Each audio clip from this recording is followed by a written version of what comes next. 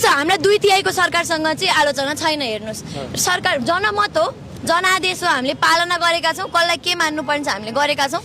तर कोही पनि गैर कानुनी रूपमा संविधानको माथि टेकेर गृहमन्त्री नै किन नहोस्, उसले संविधानको टाउको टेकेर असंवैधानिक रूपमा कोही माथि राजनीतिक प्रतिशोधका कारणले चाहिँ पक्राउ पूर्जी जारी गर्नु भनेको यो न राजनीतिक चेतना भएको, राजनीतिक चरित्र भएको मान्छे हो, न मानवीय नैतिकता भएको मान्छे हो। त्यही कारणले यो कुराको उत्तर चाहिँ गृहमन्त्री आफैले दिउन्।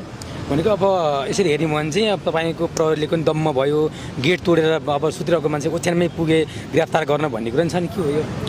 अब हो त्यही त गैर कानुनी भयो नि। शनिबारको दिन पक्राउ पूर्जी कसरी जारी भयो, कसरी शनिबारको बिहान पक्राउ पूर्जी कसरी जारी भयो, शुक्रबार जारी भएको भए शुक्रबार किन गइएन? यो सबै कुराको जवाफ दिनु पर्यो। भोलि केपी शर्मा ओली कोर्टमा जाँदा गृह मन्त्रालय आफ्नो छ भन्दैमा उहाँले जे पनि गर्न सक्नु हुँदो रहेछ नि त।